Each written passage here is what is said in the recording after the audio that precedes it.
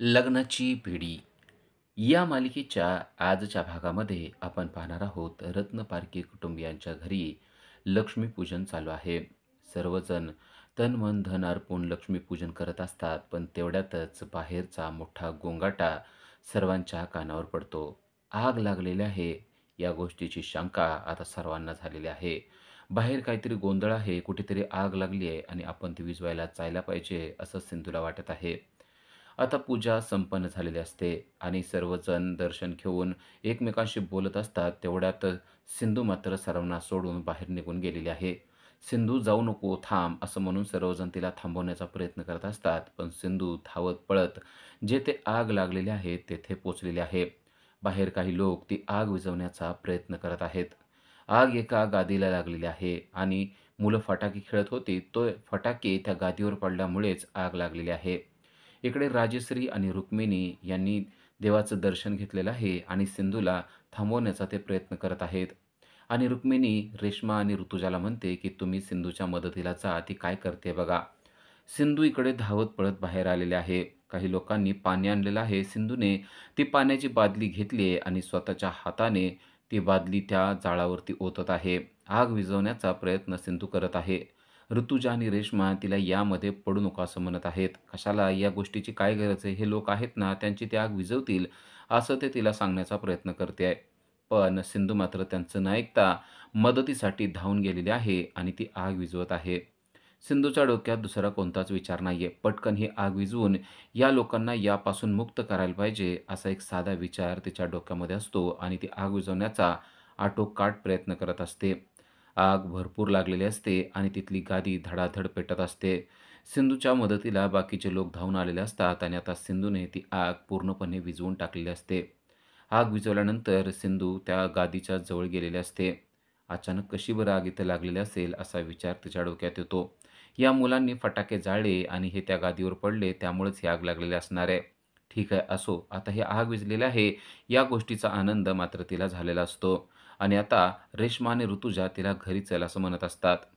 पण सिंधू मात्र तेथेच उभा राहून त्या आगीविषयी विचार करत असते आणि त्याच वेळेस तिथं काहीतरी चमकतं आणि सिंधू अजून पुढे जाऊन ते काय चमकतंय हे पाहू लागते आणि सिंधूचे डोळेसुद्धा त्या चमकीने चमकून जातात. कारण चमकणारी गोष्ट असते ती म्हणजे मधूचं कानातलं. ते पाहून सिंधूला खूपच आश्चर्य वाटतं. मधूचं कानातलं इथं या गादीवर येऊन कसं काय पडलेलं असावं? या गाद्या इथं कसं काय आलेल्या असाव्यात? आणि मधूचं कानातलं इथं आहे, ही गोष्ट म्हणजे आपल्यासाठी तो जो एक पुरावा वकिलांनी सांगितला होता, तोच तर देवाने आपल्याला दिलेला असेल की काय? असा प्रश्न आता सिंधूला देखील पडलेला आहे. सिंधूने ते कानातलं पाहून खूप मोठा तर्क लावायला सुरुवात केलेली आहे. इकडे रेश्मा आणि ऋतुजा तिला घरी चल म्हणतायत कारण खूप रात्र झालेली आहे, उशीर पण झालेला आहे. आता आपण जाऊया असं तिला सांगत आहेत. तेव्हा सिंधू त्यांना म्हणते, की "तुम्ही पुढे जा, मी येतेच. एक महत्त्वाचं काम करून मी येते," असं त्यांना सांगते. त्या दोघीही आता निघून जातात आणि सिंधू मात्र त्या जाळाच्या जवळ, त्या आग विझलेल्या ठिकाणाच्या जवळ थांबून विचार करत आहे. ज्या अर्थी हे कानातलं इथं पडलेलं आहे, त्या अर्थी आपल्याला एक पुरावा मिळालेला आहे. हा पुरावा आपल्याला स्पष्टपणे सांगतोय, की मधू जिवंत आहे. मधूचं कानातलं या गादीवर येऊन पडणं, या गोष्टीचा तर्क एकच लागतोय, की मधू जिवंत आहे. असा विचार ती करत आहे आणि सिंधूने अगदी बरोबर असा तर्क केलेला आहे. सिंधू ते हातात घेऊन पाहतेय, हे कानातलं मधूचंच आहे याबद्दल मी कॉन्फिडंट आहे. जर का हे कानातलं इथं बाहेरून पडलेलं असेल आणि इथं या गाद्या पडलेल्या असतील, तर याचा नक्कीच काहीतरी संबंध असणार आहे, असा विचार मधूने स्वतःच्या डोक्यामध्ये आणलेला आहे आणि या गोष्टीचा तर्कच आपल्याला आता कोर्टामध्ये मांडायचा आहे, असा विचार तिने केलेला आहे. आता हा तर्क लोकांना कसा बरोबर वाटेल आणि मधू जिवंत आहे हे कसं पटवून देता येईल, असा विचार ती करत असते. पण मी नक्कीच या गोष्टीवरून हे पटवून देऊ शकेल, असा आत्मविश्वास देखील सिंधूला वाटत आहे. सिंधू शांतपणे तेथेच उभारलेली आहे आणि झालेल्या सर्व गोष्टीचा ती विचार करत आहे. तर त्याच टायमाला इकडे श्रीकांत धर्माधिकारी आणि मधूची आई हे एकमेकांना बोलत आहेत. मधूची आई तिच्या भावाला म्हणजे श्रीकांत धर्माधिकाऱ्याला सांगत आहे, की आजपर्यंत त्या रत्नपारखी कुटुंबियांनी माझ्या मुलीला खूप त्रास दिलेला आहे. विशेषतः त्या राघवने खूप त्रास दिलाय. कारण त्या राघवने मधूवर खोटं-खोटं प्रेम केलं आणि तिला आयुष्यभर तो त्रास देत राहिला. आता या गोष्टीचा बदला घेण्याची वेळ आलेली आहे. नुसता राघवच नव्हे, तर त्याच्या सगळ्या कुटुंबाकडून आपण हा बदला घ्यायचा आणि विशेषतः त्या सिंधूला मातीत लोळवायचं हेच माझं आयुष्याचं उद्दिष्ट झालेलं आहे. तेव्हा श्रीकांत धर्माधिकारी म्हणतो, की "तू काहीच काळजी करू नको. आता जे तुझं उद्दिष्ट आहे ना, ते उद्दिष्ट माझं पण आहे. आजपर्यंत मधूला मदत करण्यासाठी मी येऊ शकलो नाही, पण आता मी तिच्या मदतीला धावून आलेलो आहे आणि आता मी मात्र शांत राहणार नाही. मधूचं स्वप्न मी पूर्ण करणार आहे. मधूला ज्यांनी-ज्यांनी त्रास दिलेला आहे ना, त्या सर्वांना मी कोर्टात असं काही बोलणार आहे, की ते आयुष्यभर माझं नाव विसरणार नाहीत." असं बोलून ते दोघेही मधूच्या फोटोकडे पाहत असतात आणि त्या फोटोच्या आतमध्ये मधूचं हास्य केलेला चेहरा दिसत असतो. कारण त्या फोटोच्या पाठीमागेच मधू उभारलेले असते. मधूचं प्रतिबिंब त्या आरशात उमटत असतं आणि मधू आता त्या दोघांना बोलायला लागलेली असते. मधू जिवंत आहे आणि ते दोघेही हसायला लागतात आणि म्हणतात, "आता रत्नपारखी कुटुंबीय मात्र खूपच धास्ती घेऊन बसलेले आहेत. कारण मधू, तू गेलेली आहेस या गोष्टीनं त्यांच्या पायाखालची जमीनच सरकलेली आहे." तेव्हा मधू म्हणते, "मला सुद्धा तेच पाहिजे होतं. आजपर्यंत त्यांनी मला जो त्रास दिलेला आहे ना, तो त्रास मला आता त्यांना द्यायचा आहे. त्यांनी मला जेलमध्ये टाकलं, त्यांनी मला छोट्याशा घरामध्ये ठेवलं आणि त्यांनी मला खूप मानसिक त्रास दिलेला आहे. पण आता मी शांत बसणार नाही. मी या सगळ्या गोष्टीचा बदला घेणार आहे, कारण आपला प्लॅन अगदी व्यवस्थितपणे सक्सेस झालेला आहे." मधू आता थोडासा प्लॅन त्यांना सांगत आहे, की कसा-कसा सक्सेस झालेला आहे. राघव जेव्हा मधूशी बोलत असतो, तेव्हा तो जागेवरचा उठलेला नसतो आणि त्या गोष्टीचा फायदा घेऊन मधूने खिडकीतून उडी मारलेली असते आणि जसं मधू खिडकीतून खाली उडी मारते, तेव्हा त्यांच्या प्लॅनप्रमाणे खाली गादी लावून ठेवलेली असते. राघव मात्र जागेवरून थोडाच उठलेला असतो आणि मधू असं करू नको म्हणलेला असतो आणि त्याच वेळेचा फायदा घेऊन खाली असलेल्या गादीवर मधूने अगदी व्यवस्थितपणे उडी मारलेली असते आणि खालच्या गाद्या आहेत त्यामुळं तिला काहीच झालेलं नसतं.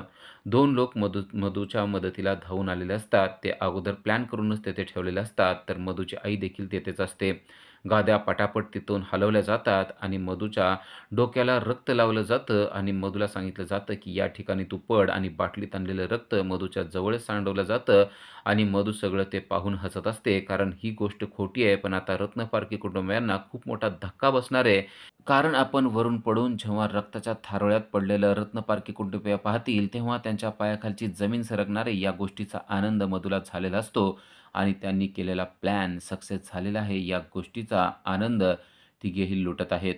आपण केलेली गोष्ट कशी सक्सेस झाली, या गोष्टीबद्दल मधू, मधूची आई आणि मधूचा मामा यांना आनंद होत आहे.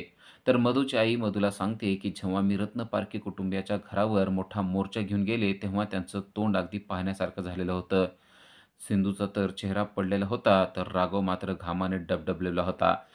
त्याला समजलेलं होतं, की आता आपलं काही खरं नाहीये, कारण आपण कायद्याच्या कचाट्यात सापडलेलो आहोत आणि लवकरच आपल्याला शिक्षा होऊ शकते, या गोष्टीची भीती राघवच्या चेहऱ्यावर स्पष्टपणे दिसत होती. अशी भीती आता मला त्या घरातल्या प्रत्येक सदस्याच्या चेहऱ्यावर बघायची आहे. त्यांना अगदी सळो की पळो करून टाकायचं आहे, असं ती त्या दोघांना सांगत आहे. आणि तेव्हाच श्रीकांत धर्माधिकारी म्हणतोय, की "तू काही काळजी करू नको. या सर्वांना सळो की पळो करून टाकायचं काम आता माझं आहे. मधू, आजपर्यंत तू जे करू शकली नाही, ते मी सिद्ध करून दाखवणार आहे." आणि मधूसुद्धा त्याला म्हणते की "मला सुद्धा आता तेच बघायचं आहे. मला त्यांच्या एकेकाचा, एकेका गोष्टीचा बदला घ्यायचा आहे आणि त्यांना रडताना, तडपताना मला बघायचं आहे." श्रीकांत देशमुख तिला शब्द देतोय, की "तू काहीच काळजी करू नको. तुझं स्वप्न, तुझ्या इच्छा मी पूर्ण करणार आहे. त्यांना तडपडलेलं मी तुला दाखवणार आहे." तेव्हा मधू एकदम खुश होते आणि म्हणते, की "मला विश्वास आहे, की तुम्ही हे सगळं करू शकता." तेव्हा तो म्हणतोय, की "पण दुश्मनांना आपण कमी समजायचं नाही. ते देखील काही चाल चालणार आहेत. म्हणून आपण सतर्क राहणं गरजेचं आहे." मधू म्हणते, की "त्यांच्या प्रत्येक चालीवर आपल्याकडे तोडगा आहे. त्यामुळं आपण जे काही करणार आहे, ते व्यवस्थितच करणार आहे." तरी देखील श्रीकांत धर्माधिकारी मधूला सांगतोय, की "तू मी जे सांगतोय ते नीट ऐक. आपला दुश्मन कमी नाहीये. विशेषतः ती सिंधू खूप चालाक आहे. आपल्याला देखील चालाक राहणं गरजेचं आहे." असा सल्ला आता त्याने मधूला दिलेला असतो. मधूला मात्र राघवला शिक्षा झालेली पाहिजे आहे आणि तसं स्वप्न देखील तिला त्याच ठिकाणी उभारूनच पडलेलं आहे, की राघवला जेलमधून बाहेर काढण्यात आलेलं आहे आणि फासावर लटकवण्यासाठी त्याला घेऊन आलेले आहेत. जवळच सिंधू उभी आहे आणि सिंधू पोलिसांना सांगते, की "राघव निर्दोष आहे, त्याला फाशी देऊ नका." राघव निर्दोष आहे असं ती ओरडून-ओरडून सर्वांना सांगते, पण तिचं कोणीही ऐकत नाहीये. राघवने खून केलेला नाही हो, असं ती सर्वांना सांगते, पण राघववर मात्र खुनाचा गुन्हा सिद्ध झालाय आणि आता त्याला फाशी देण्यासाठी आणलेलं आहे. लगेच त्याच्या तोंडावर काळं कापड टाकलं जातं आणि एका क्षणात आता त्याला फाशीवर लटकवण्यात येणार आहे. त्याला फास घातला जातो आणि सिंधू मात्र पाठीमागून ओरडत असते, की "असं करू नका." पण पोलिसांनी तिला पकडून ठेवलेलं असतं आणि आता ती वेळ आली आहे, की जी वेळ राघवला फाशी द्यायची आहे आणि लगेच जवळ असलेला जल्लाद दट्ट्या ओढतो आणि राघव फासावर लटकतानाचं चित्र सर्वांना दिसतं आणि ते चित्र मधूला दिसत असतं, की राघवचे पाय लटपटतायत आणि सिंधू त्या पायाकडे पाहत आहे आणि सिंधू जोरजोरात आरडाओरडा करतेय, रडतेय आणि त्या गोष्टीचा आनंद मधूच्या चेहऱ्यावर येत आहे.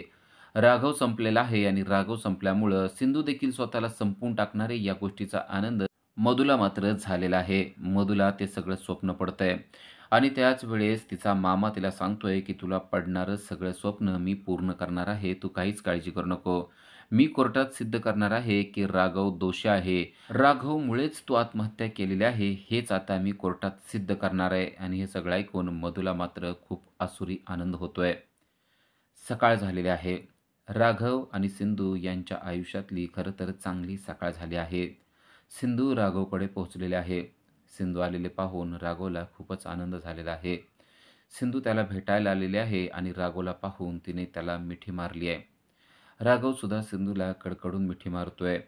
राघवला खूप बरं वाटतं, तर सिंधू देखील त्याला म्हणते, की "आम्ही तुम्हाला खूप म्हणजे खूप मिस करतोय." राघव म्हणतो, "मी सुद्धा तुम्हाला खूप मिस करतोय. मला इथं एक क्षण देखील थांबण्याची इच्छा होत नाही." सिंधू म्हणते, "फक्त काहीच दिवस आता असे राहिलेले आहेत. तुम्ही काहीच काळजी करू नका. या जेलमधून मी तुम्हाला लवकरात लवकर मुक्त करणार आहे." असं म्हणल्यानंतर राघवला खूप बरं वाटतं आणि सिंधू सांगते, की "तुमची केस आता एका वकिलाने घेतलेली आहे." पहिल्यांदा तर कोणच वकील ते घ्यायला तयार नव्हते. तेव्हा राघव सांगतो, की धर्माधिकारी वकिलाचा खूप मोठा प्रभाव बाकी वकिलांवर आहे आणि त्यामुळे त्याला भेऊन ते केस घेत नाहीत आणि तो अजून एकही केस हरलेला नाहीये. या गोष्टीमुळे त्या बाकीच्या वकिलांवर दडपण येतं आणि तो याच गोष्टीचा फायदा घेत असणार आहे. सिंधू म्हणते, "असं असलं तरी आता लवकरात लवकर तुम्हाला बेल पण मिळेल आणि लवकरात लवकर तुम्ही निर्दोष होऊन बाहेरसुद्धा येऊ शकाल." राघव मात्र म्हणतोय, की "आता जे होईल ते आपण बघूया." सिंधू त्याला आली आहे ती भेटण्यासाठी. नुसती भेटण्यासाठीच नव्हे, तर ती त्याला सांगते, "आज काय आहे तुम्हाला माहीत आहे का?" राघव म्हणतो, "आज काय आहे?" "काल पूजन होतं, लक्ष्मीपूजन होतं आणि आज पाडवा आहे. आम्ही खरं तर एकही सण करणार नव्हतो, पण तुम्ही सांगितलेलं होतं आणि त्या कारणासाठी आम्ही कालचा सण थोडक्यामध्ये साजरा केलेला आहे." आणि आता राघवला ओवाळण्यासाठी सिंधूने आरतीचं ताट आणलेलं आहे. ते पाहून राघवला खूपच छान वाटतं. आपण जेलमध्ये जरी असलो, तरीही सिंधूने आपल्यासाठी हे सगळं जेलमध्ये घेऊन आलेले आहे, या गोष्टीचा आनंद राघवच्या चेहऱ्यावर आणि राघवच्या डोळ्यात स्पष्टपणे दिसत असतो.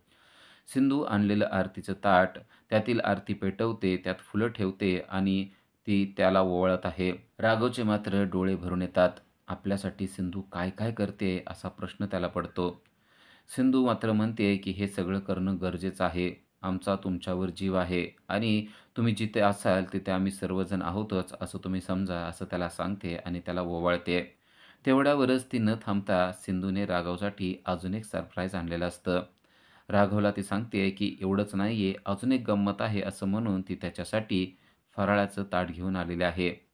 सिंधूने त्याच्यासाठी चिवडा, चकली आणि लाडूसुद्धा आणलेले आहेत. आणि सिंधू स्वतःच्या हातानं एक लाडू घेते आणि राघवला ती भरवते. ते पाहून तर राघवला अजूनच आनंद होतो. आपण जेलमध्ये जरी असलो तरीही आपल्याला सिंधूच्या हातचा फराळ खायला मिळाला आहे आणि तोही सिंधूच्या हातून खायला मिळतोय, या गोष्टीचा आनंद त्याला होत असतो. आणि तो सुद्धा त्या लाडूचा आस्वाद घेतो. तो म्हणतो, "तुम्ही मला खूप मिस करत असाल ना?" सिंधू म्हणते, "खूप नाही तर खूप म्हणजे खूप आम्ही तुम्हाला मिस करतो." त्याचबरोबर तिने त्याच्यासाठी गाजराचा हलवा देखील आणलेला असतो. तो सुद्धा स्वतःच्या हाताने ती त्याला भरवते. राघव अगदी आनंदाने सिंधूने आणलेल्या फराळाचा आणि गाजरच्या हलव्याचा आनंद घेतो आणि तो गाजराचा हलव्याचा एक चमचा तो सिंधूला देखील भरवतो. सिंधूसुद्धा आनंदाने त्याचा आस्वाद घेते. राघव आणि सिंधू एकमेकाकडे पाहतच राहतात. जेलमध्ये जरी असलो तरीसुद्धा आपण हा आनंद साजरा करू शकतो, या गोष्टीचा त्यांनाच एकमेकाचा हेवा वाटू लागतो. आणि तो सिंधूला म्हणतो, की "खरंच आपण दोघं एक जिथे असेल तिथे आपण आनंद व्यक्त करतो." सिंधू म्हणते, असं असलं तरीही मी तुम्हाला जेलच्या बाहेर काढणार आहे आणि त्यासाठी काही गोष्टी आहेत त्या मला तुमच्याशी बोलायच्या आहेत. राघव म्हणतो, "कोणती गोष्ट तुला माझ्याशी बोलायची आहे?" ती म्हणते, की "आज घराच्या बाहेर एका ठिकाणी आग लागलेली होती आणि मी ती आग विझवण्यासाठी गेलेले होते." राघवला तिने सगळा प्रसंग सांगितलेला असतो. राघव म्हणतो, "मग काय झालं तेथे?" तेव्हा ती सांगते, की "त्या ठिकाणी मला एक गोष्ट सापडलेली आहे." राघव म्हणतो, "कोणती गोष्ट सापडलेली आहे?" तेव्हा ती सांगते, की "मधू जिवंत असल्याचा एक पुरावाच मला सापडलेला आहे." हे ऐकल्यावर राघव म्हणतो, "तू काय बोलतेस? तुला समजतंय का? हे कसं शक्य आहे? ती स्वतः माझ्यासमोर पडलेली आहे आणि स्वतः तिचा जीव माझ्या हातामध्ये असताना गेलेला आहे." तेव्हा ती म्हणते, "हे अशक्य आहे." कारण तिचं कानातलं आपल्या घराच्या बाहेर असलेल्या काही गाद्या पडल्या होत्या, त्या गाद्या जळत होत्या, त्या ठिकाणी हे मला कानातलं सापडलेलं आहे. ते पाहिल्यावर राघवला देखील धक्का बसतो. राघवने मात्र प्रश्न व्यक्त केला आहे, की "हे कानातलंच तिचंच आहे, हे कशावरून तू सिद्ध करू शकते?" तेव्हा ती म्हणते, की "याचा काही पुरावा माझ्याकडे नाही. पण हे तिचं नाहीये, हे तरी आपण कशावरून सांगू शकतो? आणि हे जर का कानातलं मधूचंच असेल, तर मधू जिवंत आहे, हे मात्र आपण सिद्ध करू शकतो. आणि त्यासाठी अजून काही पुरावे जमा करावे लागले, तरी मी करू शकते." आणि झालेला सगळा प्रसंग ती राघवला सांगत आहे, की कशाप्रकारे त्या बाहेर आग लागलेली होती आणि कशाप्रकारे सिंधू त्या ठिकाणी पळत जाऊन पोहोचली, आग विझवण्यास तिने मदत केली आणि आग विझवण्यास मदत केल्यानंतर जेव्हा ती त्या गाद्यांच्या जवळ गेली, तेव्हा तिला सुद्धा धक्का बसला. कारण त्या गाद्यांच्या जवळ तिला एक वस्तू सापडली आणि ती वस्तू म्हणजे कानातलं होतं आणि ते कानातलं हे मधूचंच आहे, हे तिला हातात घेतल्यानंतर समजलं आणि तेच कानातलं आपल्याला कोर्टामध्ये एक पुरावा म्हणून वापरता येणार आहे. राघवला मात्र धक्का बसलाय. राघव म्हणतो, की जर का हे तिचंच कानातलं असेल, तर मधू जिवंत असेल. पण मधू कोठे असेल? असा प्रश्न तो सिंधूला करतो. तेव्हा सिंधू म्हणते, ती तिच्या एखाद्या पाहुण्यांच्या घरी गेलेली असणार आहे, की जिथं सुरक्षित वातावरण असू शकतं. तेव्हा राघव म्हणतो, "नाही, असं होणार नाही. कारण श्रीकांत देशमुख खूपच चालाख आहे. तो तिला कोणत्याही पाहुण्यांच्या घरी पाठवणार नाही. कदाचित मधू ही त्यांच्याच घरी म्हणजे मधूच्याच घरी असणार आहे आणि आपल्याला आता मधू जिवंत असेल, तर त्या ठिकाणी जाऊन बघणं गरजेचं आहे आणि पुरावे जमा करणं गरजेचं आहे, असं राघवने सिंधूला सुचवलेलं आहे. या एका गोष्टीवरून आपल्याला खूप काही साध्य करता येऊ शकतं, असं सुद्धा तो सिंधूला सांगत आहे. तेव्हा सिंधू म्हणते, "आता तुम्ही निश्चिंत राहा. एकतर तुम्हाला वकील मिळालेला आहे आणि आता त्या वकिलामुळं आपल्याला ही केस जिंकता येणार आहे. आपली केस खरी आहे. आपल्या केसमध्ये जरी लोकांना वाटत असलं, की काहीच जीव नाहीये आणि तुम्हाला सहज फाशी होऊ शकते, असं लोकांना वाटत असेल, पण मी तसं अजिबात होऊ देणार नाही. या केसमध्ये मी जीव फुंकणार आहे आणि या केसमध्ये मी तुम्हाला निर्दोष मुक्त करणारच आहे. कारण आता आपल्या हाती एक ठोस पुरावा लागलेला आहे आणि या ठोस पुराव्यामुळे तुम्ही निर्दोष आहात, हे आपण कोर्टामध्ये सिद्ध करू शकतो." सिंधूचा आत्मविश्वास पाहून राघवला देखील हेवा वाटतोय. उद्याच्या भागामध्ये आपल्याला पाहायला मिळतं, की सिंधू आणि श्रीकांत धर्माधिकारी एकमेकाच्या समोर आलेले आहेत. त्या दोघांचीही भेट पोलिस स्टेशनमध्ये झालेली आहे आणि श्रीकांत धर्माधिकारी मुद्दाम सिंधूला टीज करत आहे, त्रास देत आहे आणि म्हणतोय, की "तुमची केस या वकिलानं घेतली आहे होय?" आणि तो त्या वकिलाला नाही तसलं बोलत आहे. तो म्हणतोय, "या वकिलानं आजपर्यंत एकही केस जिंकलेली नाहीये आणि मी आजपर्यंत एकही केस हरलेलो नाहीये. आमच्या दोघांमध्ये जमीन-आसमानाचा फरक आहे. बरं झालं यानेच ही केस घेतली. कारण आता मला एक केस अजून जिंकायला मिळेल आणि ह्याला अजून एक केस हारायला मिळेल." असं तो बोलत असतो. तेव्हा सगळ्या काही गोष्टी राघव ऐकत असतो. त्याला खूप राग आलेला असतो, पण त्याला आता काहीच करता येत नसतं. मात्र सिंधू शांत बसलेली नाहीये. सिंधू श्रीकांत धर्माधिकारीला म्हणते, की "आजपर्यंत तुम्ही एकही केस हरलेला नसाल, पण आजपर्यंत तुमचा सामना सिंधू रत्नपारखीशी झालेला नाहीये आणि आता तो सामना होणार आहे.